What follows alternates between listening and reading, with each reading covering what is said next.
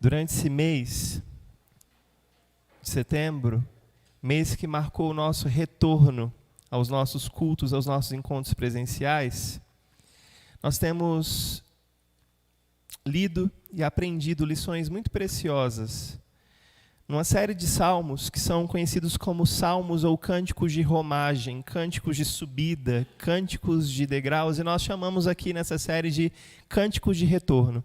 Eram cânticos cantados pelo povo judeu todas as vezes quando eles se dirigiam para Jerusalém, a capital de Israel, para celebrarem as festas de Deus, como essa festa que Esther acabou de mostrar para a gente, que foi uma festa instituída para que o povo celebrasse.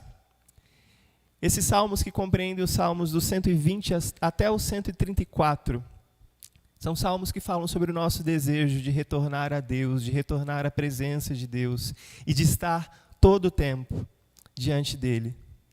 Nós já vamos ouvir a mensagem de Deus aos nossos corações, mas antes eu queria ler esse texto, o texto no qual Deus falará aos nossos corações hoje. Salmo 133, a palavra de Deus diz: Ó, como é bom e agradável viverem unidos os irmãos. É como óleo precioso sobre a cabeça, o qual desce para a barba de Arão, e desce para a gola de suas vestes. É como o orvalho do Hermon, que desce sobre os montes de Sião. Ali ordena o Senhor a sua bênção e a vida para sempre. Lemos o Salmo 133. Agora eu quero orar, pedindo para que o Espírito Santo nos ilumine, enquanto compartilhamos a palavra. Querido Deus, nós te somos gratos porque o Senhor sempre vem ao nosso encontro e sempre fala aos nossos corações.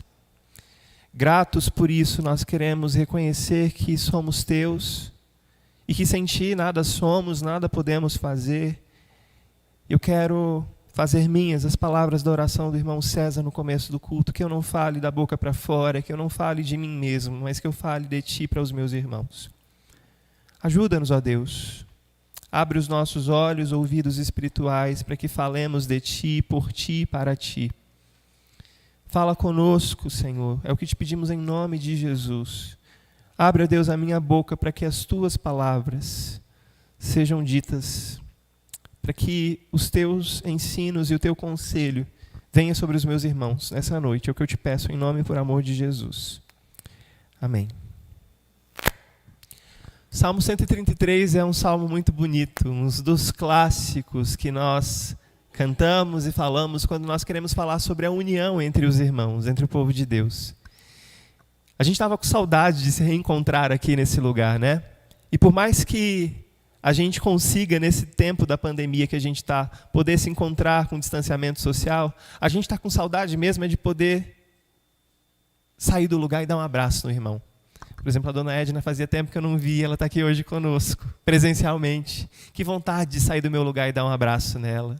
Dar um abraço em irmãos que eu não vejo faz tanto tempo. Unidade fala sobre você se sentir bem, você se sentir em casa, num lugar onde você é acolhido, com pessoas nas quais você se sente acolhido. Logo que eu cheguei aqui na igreja, eu lembro do pessoal me alertando: olha, tem uma irmã aqui na igreja que gosta de dar um abraço muito forte, e você vai se sentir muito bem acolhido por ela.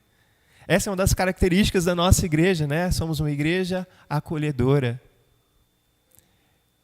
Uma igreja que vive em união, em unidade. Esse é o sonho de Deus para o seu povo. Quando a gente olha para o Salmo 133, nós vemos o salmista, e aqui muito provavelmente foi Davi que escreveu esse salmo, dizendo que esse tempo de unidade, esse tempo de comunhão, esse tempo de abraços, é o ideal de Deus para o seu povo. Davi escreve esse salmo depois de um tempo muito difícil que o povo de Israel tinha passado.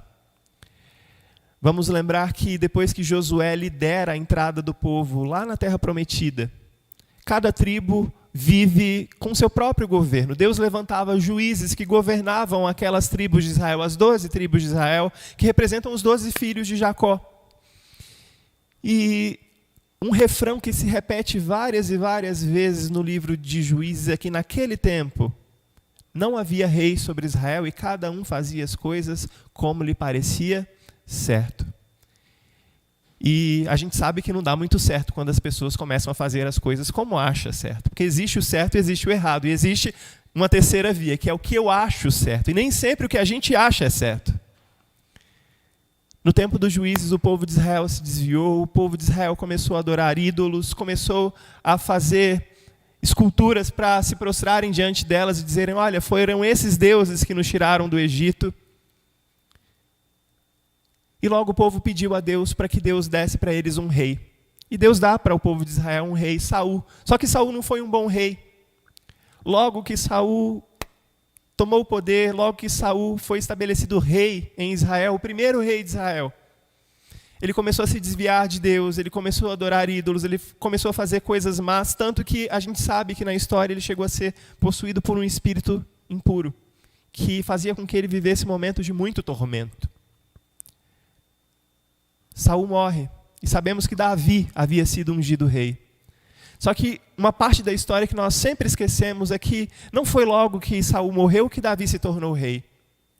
Davi encontrou um povo dividido, um povo que queria que os descendentes de Saul continuassem reinando sobre Israel, porém Deus tinha escolhido Davi para ser rei, não os filhos de Saul.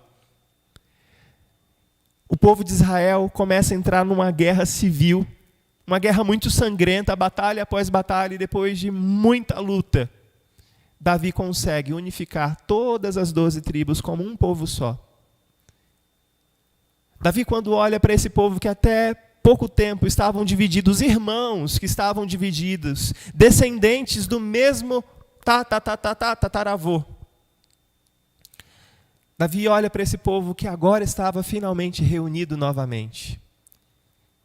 E diz, como é bom, como é precioso, como é suave viverem unidos os irmãos. Como é bom, como é precioso ver esse povo que antes estava em guerra, agora unido, agora juntado. Só que nós sabemos que depois que Davi morre, Salomão, o filho de Davi, assume o trono, e logo depois da morte de Salomão, outra guerra se começa. As tribos do norte, a maior parte das tribos, 10 tribos, acabam estabelecendo a sua capital lá em Samaria. E as 2 tribos do sul, Judá e Benjamim, se juntam e têm a sua capital em Jerusalém. O povo que antes adorava junto num só lugar, e que era bom, era suave eles se encontrarem naquele lugar, no templo em Jerusalém, agora não se encontravam mais juntos. E o povo da tribo do norte continuou a se desviar de Deus. O que eles faziam? Eles fizeram 2 bezerros de ouro. Se no deserto eles fizeram um bezerro de ouro para adorarem, agora em Samaria eles levantaram 2 bezerros de ouro e falaram, olha, esses são os deuses que tiraram vocês da terra do Egito. Não bastasse isso, eles fizeram vários postes ídolos a deusas da fertilidade, e ali orgias eram oferecidas para essas deusas, ofertas. O povo havia se desviado de Deus. No Reino do Sul, os descendentes de Davi, havia descendentes bons que faziam uma reforma espiritual no povo e convidavam o povo a adorar a Deus, mas muitos outros descendentes de Davi lá no Reino do Sul se desviavam de Deus também. Tanto que na semana passada a gente viu o salmo da volta do exílio. Deus castigou o povo levando-os para o exílio.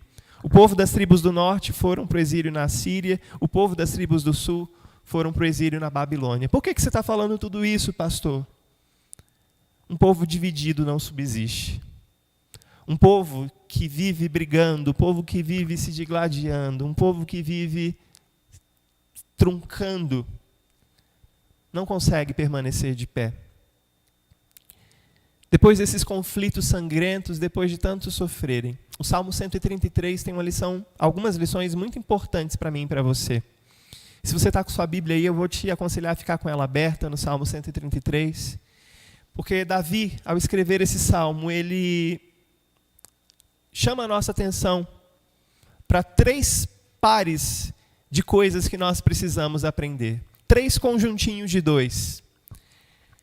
Em primeiro lugar, Davi chama a nossa atenção para 2 características, 2 qualidades da unidade.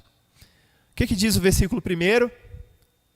Ó, como é bom e agradável viverem unidos os irmãos.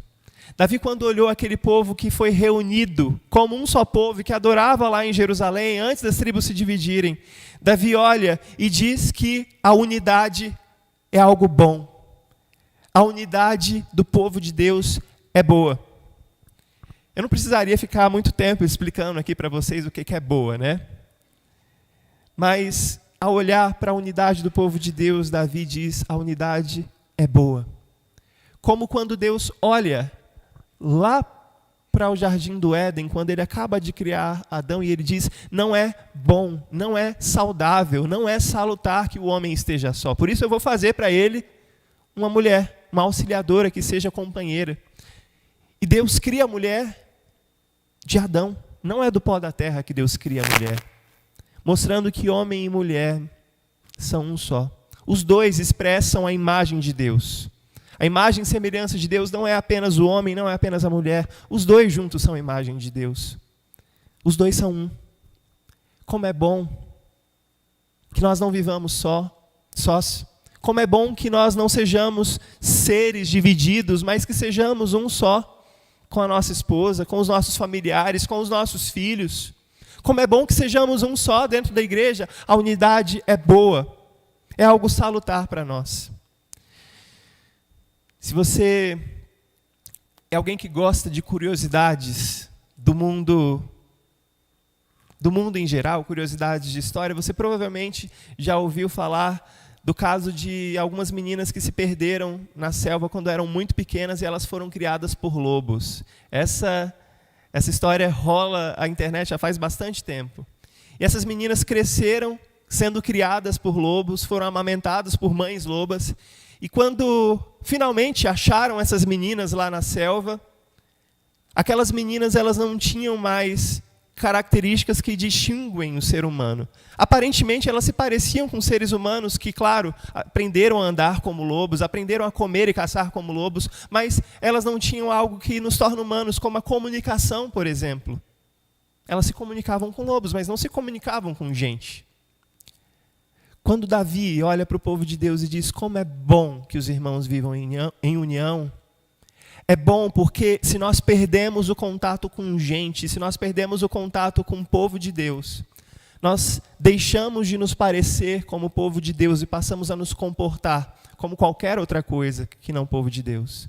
Se nós deixamos de conviver com pessoas, gente como a gente perde um pouco da nossa humanidade. A gente perde um pouco da nossa característica como filhos de Deus, porque a gente está longe do convívio com aqueles que são parecidos conosco. A união é algo bom. Viver em unidade é algo bom. Mas a segunda característica, nesse primeiro par que Davi apresenta para a gente, é que a unidade é algo agradável. E essa palavra que foi traduzida como agradável, no hebraico pode significar também, como é belo, como é bonito. A unidade não é algo apenas salutar para nós, para a nossa saúde espiritual, mas também é bonito. É bela aos olhos. Eu me recordo de muitas brincadeiras que o pessoal fazia quando as pessoas começaram a descobrir que eu estava namorando com a Bia, a gente foi comunicar para as pessoas. O pessoal perguntava para a Bia, e o seu namorado é bonito? A Bia respondia para todo mundo, olha, ele tem saúde. Ele tem saúde. A Bia não fazia isso, brincadeira. Mas, às vezes, não basta ter saúde. O mundo sem beleza é um mundo feio. O mundo sem beleza, sem arte, é um mundo que não é tão agradável aos nossos olhos, não é tão agradável aos nossos ouvidos. Pensa no mundo sem música. Um mundo sem comidas gostosas não é tão agradável. Ó como é bom, mas ó como é agradável, como é belo verem os irmãos unidos. A unidade é bela aos olhos de Deus, mas a unidade também é bela aos olhos das pessoas. E o grande exemplo disso está na canção que a gente acabou de cantar. Os primeiros crentes, os primeiros convertidos lá em Atos dos Apóstolos, eles viviam em unidade. Sempre que alguém tinha necessidade no meio deles, eles vendiam as suas posses para socorrerem os mais necessitados. Sempre, todos os dias, eles estavam de casa em casa, orando uns com os outros, fazendo oração, se alegrando uns com os outros, como a gente leu no texto de Tiago. Sempre eles estavam juntos, eles participavam dos momentos de alegria, de festa, de celebração, mas eles participavam também dos momentos difíceis uns dos outros. Ah, como é bom viverem unidos os irmãos, mas como é agradável, como é belo. As pessoas do Império Romano, muito egoísta, olhavam para aquele povo que vivia unido, independente das circunstâncias, e falavam que coisa bonita esse povo sabe viver em unidade. A unidade é boa, mas ela também é agradável diante de Deus e diante das pessoas. É a nossa unidade que nos autentica como povo de Deus diante dos olhos do mundo.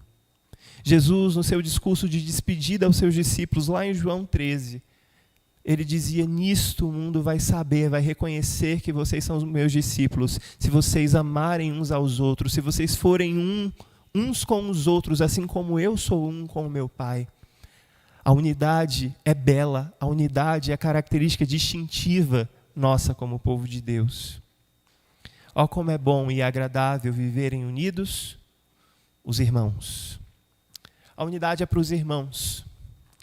A unidade não é para pessoas que não se reconhecem como sendo da mesma família, mas Davi está escrevendo o Salmo pensando exatamente naqueles israelitas que eram sangue do mesmo sangue. E quando ele olha para aquele povo reunido no templo em Jerusalém, ele diz: como é bom esse povo parar de brigar e viver unido.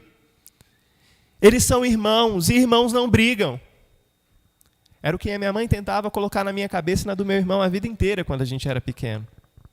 Acho que a gente aprendeu depois de crescer, mas demos um trabalhinho para ela. A unidade é para os irmãos.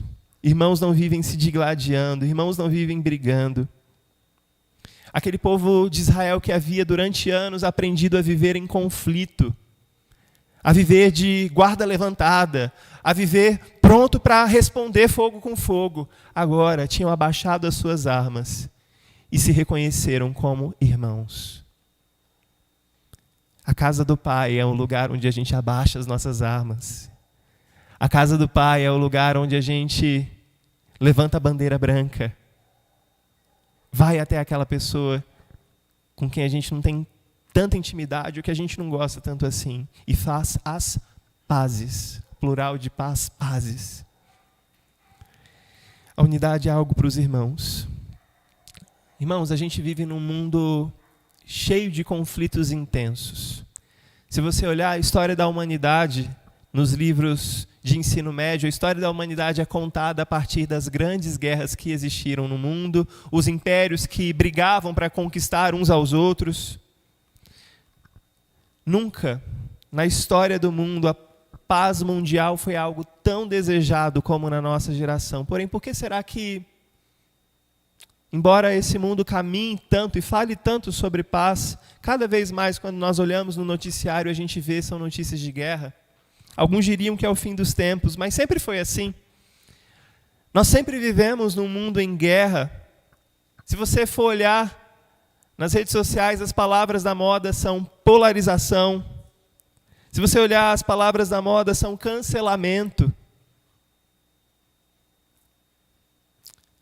O povo de Deus não vive na polarização. O povo de Deus não vive no cancelamento. O povo de Deus é um povo que reconhece o seu irmão e caminha na direção da unidade, porque sabe que a unidade é bela, é boa. Como irmãos que nós somos, todos nós somos filhos de Adão, precisamos procurar a paz aqui dentro da igreja, mas precisamos procurar a paz também com os de fora.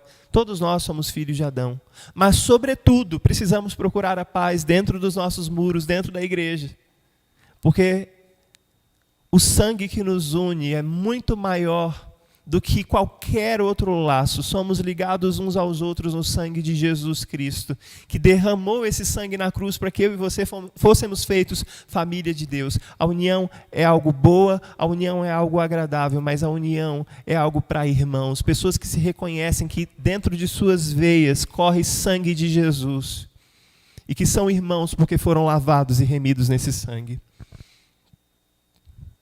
Depois que Davi apresenta essas duas características da unidade. A unidade é boa, a unidade é agradável. Davi vai apresentar um segundo par de características para a gente. Ele apresenta agora duas analogias para a unidade. E que analogias são essas? No versículo 2, a primeira delas é como o óleo precioso sobre a cabeça, o qual desce para a barba de Arão, e desce para a gola de suas vestes. Na antiguidade, meus irmãos, o óleo ele tinha vários usos. Uso cosmético, uso terapêutico e medicinal. O óleo tinha o uso religioso também. E quando Davi escreve esse salmo e fala sobre o óleo que desce sobre a cabeça, escorre pela barba de Arão e chega até a borda das suas vestes, Davi se lembra muito bem de que o óleo foi em diversas vezes usados para ele, provavelmente quando ele era pequeno e estava começando a cuidar das ovelhas e acabava se machucando. A gente sabe que Davi era um homem meio bruto, jovenzinho, né? Gostava de brigar com urso, brigar com leão valente. Talvez ele tenha saído dessas brigas com o urso e com o leão meio arranhado, e os pais dele passavam óleo para curar, óleo terapêutico. Davi conhece também o óleo num segundo contexto, quando Samuel vai até a casa do pai dele procurar qual seria o novo rei de Israel. E a gente conhece a história. Nenhum dos irmãos bonitos e guerreiros de Davi, de porte bonito e másculo que Davi tinha, nenhum deles foi escolhido como rei. Mas Davi foi escolhido, e naquele momento, quando Samuel manda chamar Davi lá de trás do rebanho de ovelhas, Samuel derrama sobre a cabeça de Davi o óleo da unção. E aquele óleo desce sobre a cabeça dele, escorre por toda a cabeça e vai até os seus pés. Era um óleo raríssimo, feito de azeite finíssimo. Era um óleo muito caro, porque esse azeite era misturado com ervas muito raras, que cheiravam muito bem. E Samuel unge Davi. Só que Davi está falando que esse óleo precioso, esse óleo caro, ele cai sobre a cabeça não do rei, mas cai sobre a cabeça de Arão. Arão era o sacerdote. Embora Davi fosse o homem segundo o coração de Deus, o nosso sumo sacerdote é Jesus Cristo. Quando Davi diz que esse óleo precioso, a unidade é como um óleo de cheiro muito agradável, como um óleo muito caro, muito raro. Quando Davi fala isso no Salmo, ele está se lembrando de que ele não conseguiria estabelecer para sempre a unidade no povo de Israel. Mas haveria um descendente dele, haveria um descendente de Arão, alguém que fosse sacerdote perfeito e que receberia essa unção que viria da cabeça até a ponta dos pés. E esse ungido de Deus viria e conseguiria unir todo o povo de Deus de uma vez por todas, não apenas os judeus, mas o povo de Deus que estava disperso em toda a face da terra. Davi diz que a unidade, a união do povo de Deus é como esse óleo que desce sobre a cabeça do sumo sacerdote que é Jesus Cristo. Escorre pela sua barba, chega até a ponta dos seus pés. Jesus é o cabeça da igreja. Nós somos os membros desse corpo de Cristo. E nós, como membros do corpo de Cristo, precisamos reconhecer que a unção que está sobre Jesus, que é o cabeça, escorre sobre nós. E nós, como membros desse corpo, não podemos escolher quem é nosso irmão, quem é parte do corpo. Cristo já nos uniu ao seu corpo. E nós estamos unidos de maneira indissociável dele. Nós estamos unidos de maneira inseparável da igreja. Eu estou unido de maneira inseparável daqueles irmãos que eu não gosto tanto de estar na presença deles. A unidade é como esse óleo precioso, esse óleo de perfume agradável, mas esse óleo que é terapêutico, esse óleo que traz cura para as nossas emoções, esse óleo que traz cura para relacionamentos fraturados, esse óleo que traz cura para corações quebrados por questões difíceis na igreja. É muito interessante que no Evangelho de João, aproximadamente uma semana antes de Jesus ser crucificado, uma mulher invade um jantar muito importante. Era Maria, irmã de Marta. E ela quebra aos pés de Jesus um vaso contendo um perfume com um óleo muito precioso, muito caro. Depois, Jesus fala para aqueles discípulos que estavam querendo julgar aquela mulher. Jesus diz para eles: olha, não julguem ela. Ela está me preparando, ela está me ungindo para o meu sepultamento. Quando Jesus é crucificado e ele expira ali na cruz, 2 homens pedem o corpo de Jesus para enterrá-lo, José de Arimateia e Nicodemos. E quando eles colocam o corpo de Jesus naquela tumba, eles passam óleos, aromas, ungem o corpo de Jesus mais uma vez com um óleo precioso. Depois que Jesus é enterrado, a gente vê que no 3º dia, Maria Madalena, uma outra mulher, vai até aquele sepulcro para derramar óleo, para ungir aquele corpo que já deveria estar em estado de putrefação. Porém, ali ela não encontra nada. Sabe o que essa insistência, 3 vezes no Evangelho de João, mostra para a gente? Que o corpo de Cristo, que é a igreja, é esse organismo que precisa o tempo todo ter óleo derramado sobre a ferida. Porque facilmente nós nos ferimos, facilmente nós nos machucamos. Fácil que alguém derrame óleo sobre os nossos ferimentos para que a gente não feda. Infelizmente, muita gente já foi marcada, já foi ferida por gente bem ou mal intencionada dentro da igreja, e hoje essas pessoas escolhem viver fora da igreja porque já se machucaram demais. Porém, essa insistência de João em mostrar que o corpo de Cristo é um corpo que precisa o tempo inteiro desse óleo curador, esse óleo terapêutico, é algo muito bonito. Precisamos, irmãos, ser agentes de cura. Precisamos ser esse óleo que foi derramado sobre Jesus, e agora nós que somos membros podemos derramar sobre outros membros do corpo de Cristo esse óleo que traz cura. A unidade é como um óleo precioso, um óleo caro, um óleo raro, mas como um óleo terapêutico também. Mas a segunda parte dessas analogias que João faz, a primeira analogia é o óleo, a segunda está lá no comecinho do versículo 3. A unidade é como o orvalho do Hermon que desce sobre os montes de Sião. A unidade é como o orvalho do Hermon. O Monte Hermon ficava no extremo norte do território de Israel, onde hoje é o território da Síria. A gente vê aquela crise migratória do povo da Síria. O Monte Hermon ficava lá. E o Monte Hermon era muito alto, um dos mais altos de Israel, e sempre o pico do Monte Hermon estava coberto de neve. E lá no pé do Monte Hermon havia vários alagados. Porém, se você saía daquela região do Monte Hermon, vinha descendo em direção a Jerusalém, ao Monte Sião, que ficava lá no extremo sul em Jerusalém, a gente viu na semana passada que quase todo o território era formado pelo deserto. O deserto do Negueb, sobre o qual vinham as torrentes do Negueb, do Monte Hermon, que descongelava.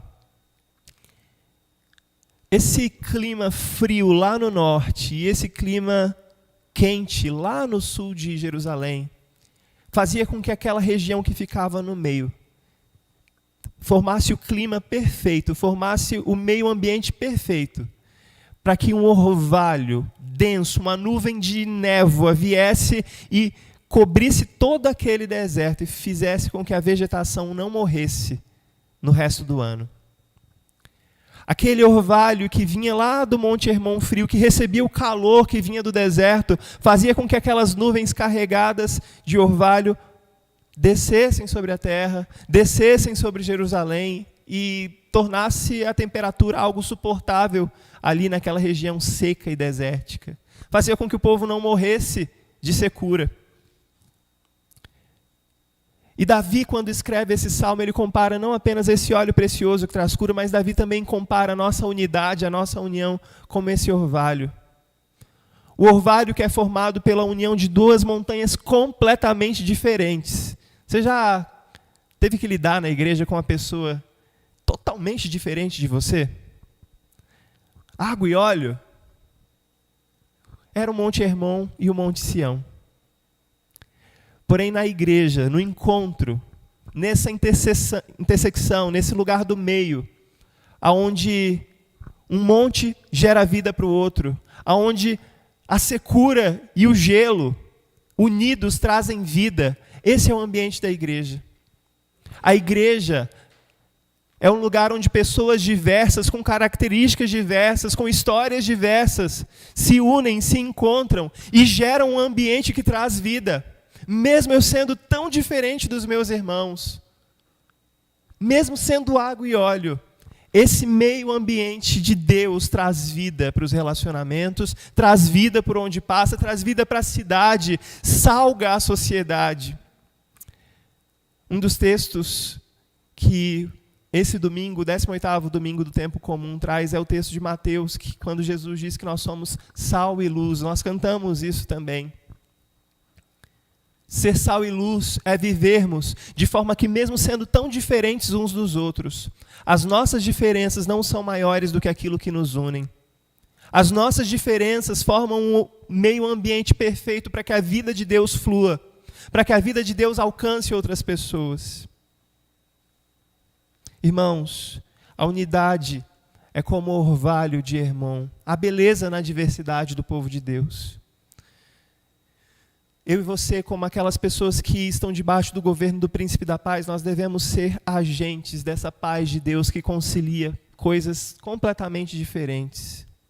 Nós, como pessoas que estão debaixo do domínio do Príncipe da Paz, temos que parar de olhar para as nossas diferenças e olhar para as nossas convergências, a convergência que gera vida, a convergência que molha a terra seca do coração das pessoas. Nesse relacionamento da igreja, nós precisamos aprender a viver em comunhão. A unidade é uma marca distintiva daqueles que se consideram irmãos, porque foram lavados e remidos no sangue de Jesus. Há 4 domingos atrás, no último sermão da série sobre Filipenses, no final do mês de agosto, eu compartilhei com vocês uma citação de um dos doutores da igreja, João Crisóstomo, um homem que viveu há muito tempo atrás. E esse homem meditava sobre a necessidade que, como igreja, mesmo sendo tão diferentes uns dos outros, pensando diferentes uns dos outros, torcendo para o time de futebol diferente uns dos outros, pensando politicamente de forma diferente uns dos outros, o João Crisóstomo, ele olhou para a igreja do seu tempo e viu a necessidade de vivermos em união. Ele escreveu assim: onde estão 2 ou 3 reunidos em meu nome, eu estou no meio deles, é o que diz Mateus 18:20. Mas o que eu vejo? Eu vejo cristãos que servem sobre o mesmo estandarte, sob o mesmo chefe, devorando-se e destruindo-se uns por um punhado de ouro, outros pela glória, outros sem motivo algum, pelo prazer da lisonja. O nome de irmãos, às vezes, é vão entre vocês. Mostrem respeito por essa santa mesa para a qual fomos todos convocados. Mostrai respeito por Cristo que foi imolado por nós. Mostrai respeito pelo sacrifício que é oferecido nessa mesa. Como é que depois de termos estado a uma mesa assim e comungado um alimento desses, pegamos em armas uns contra os outros em vez de nos armarmos juntos contra o demônio? Como é que esquecemos o adversário e disparamos setas contra os irmãos? Mas alguns podem dizer: que setas são essas? São aquelas setas lançadas pela língua e pelos lábios. Não só as setas de ponta de ferro que ferem.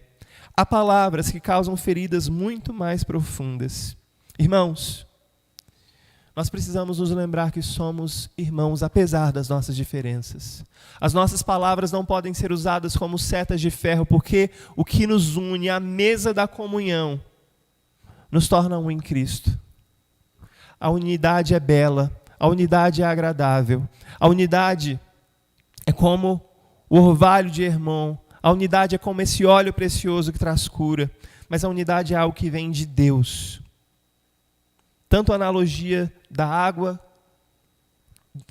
tanto a analogia do óleo, quanto a analogia dos montes, a gente vê que a unidade é algo essencial para o povo de Deus. Essa semana o presbítero Edmar compartilhou nas redes sociais uma fala do pastor Josemar Bessa, na qual esse pastor dizia que cada igreja local é composta por pecadores, é pastoreada por pecadores. E se alguém acha que está acima dessa categoria, se alguém acha que não é pecador, realmente deve confessar que a igreja não é um lugar para ela. Tem muita gente que sim, que foi ferida pela igreja e que está machucada ainda, mas tem muita gente que não vai na igreja porque se acha melhor do que os pecadores que estão aqui dentro. Irmãos, Hermon e Sião são montes muito diferentes. Os pastores dessa igreja são pastores que têm vários pontos de convergência, mas nós somos diferentes. Os presbíteros dessa igreja são os irmãos, aqui são tão diferentes entre si. Porém, a igreja é um lugar para a gente que sabe que é diferente, sim, mas que sabe que temos muito mais pontos em comum do que pontos que nos separam. A unidade é algo que vem de Deus. A unidade é como o orvalho do Hermon. A unidade é como esse óleo precioso que desce, que vem de cima. Você percebe que nas duas analogias, a analogia é algo que vem de cima para baixo, o óleo que vem sobre a cabeça desce para a barba, o orvalho que vem lá do Monte Hermon no norte, do pico do monte e desce sobre Sião ao sul. A unidade não é algo que eu e você podemos gerar. Nós podemos nos esforçar, sim, e batalhar pela unidade do corpo de Cristo. Mas a unidade é gerada por Deus, é um presente de Deus. Por fim, irmãos, a terceira dupla de características que Davi apresenta nesse salmo está na parte B do versículo 3. Depois de mostrar duas características da unidade, depois de mostrar duas analogias para a unidade, Davi mostra para a gente duas bem-aventuranças decorrentes da unidade. Ali, naquele monte, no monte da união, no monte onde o povo de Deus se une, no monte onde o povo de Deus reconhece que é um só, Deus faz o quê? Ordena a sua bênção e a sua vida. Ali, esse ali onde Deus ordena, Davi está se referindo exatamente ao Monte de Sião em Jerusalém, o lugar onde ficava o templo. O lugar para onde os peregrinos subiam para se reunirem e adorarem nas festas. Ali, naquele monte onde a presença do Senhor se fazia real, ali onde Deus enviava o povo para ser bênção, nos outros dias do ano em que eles não estavam celebrando as festas lá no templo, ali naquele lugar de união, Deus enviava a sua bênção. Irmãos, nós não precisamos esperar as 3 festas no ano para recebermos esse ambiente de bênção, para vivermos nesse ambiente de bênção. Todos os dias, depois que Cristo ressuscita e nos faz um nele, todos os dias esse ali é aqui, é a casa de Deus, o lugar onde eu encontro apoio, onde eu encontro irmãos que me aconselham, que me corrigem. É nesse lugar de união, de unidade, que Deus ordena a sua bênção para nós. Você quer viver uma vida de bênçãos? Não se prive desse ambiente de unidade, de união, de acolhimento, de conversa, de confissão de pecados, de troca. Não se prive de conversar com pessoas da sua confiança dentro da igreja, não se prive de fazer amizades espirituais aqui, porque é nesse ambiente que Deus ordena a bênção dele para nós. É nesse ambiente onde há bênção, onde há unidade, Deus ordena a bênção. Onde há briga, onde há dissensão, onde há discórdia, o Espírito de Deus é entristecido e não há bênção. Eu lembro que no sermão ao qual eu me referi agora há pouco, o último sermão da série sobre Filipenses, eu compartilhei com vocês a fala de um pastor que é lá do Recife, Marcondes. Esse pastor dizia que a igreja sem você é pobre, é um pouco mais pobre, porque ela deixa de receber dos seus dons e dos seus talentos. Mas você, sem a igreja, é muito mais pobre, porque você deixa de receber e ser abençoado pelos dons e talentos de muitos irmãos. A igreja perde um pouco quando você escolhe viver longe dela, porque você está privando a igreja de ser abençoada pelos seus dons e talentos. Ah, mas como você perde muito mais por deixar de ser abençoado por dons e talentos de outros irmãos que podem estar com você e te ajudar nos seus momentos. É aquela analogia que eu já ouvi muitos pastores ao longo da minha vida compartilharem, de que a brasa fora do braseiro apaga. Nós, longe da igreja, nós fora desse lugar onde Deus ordena a bênção e a vida, somos muito mais pobres. Mas Deus não ordena apenas a bênção dele, Deus ordena também a vida para sempre. A segunda bem-aventurança que é dada é a bem-aventurança da vida. O reino que foi dividido logo depois que Salomão morreu, desfrutou de morte, desfrutou de exílio, desfrutou de duras penas lá na Babilônia, na Síria.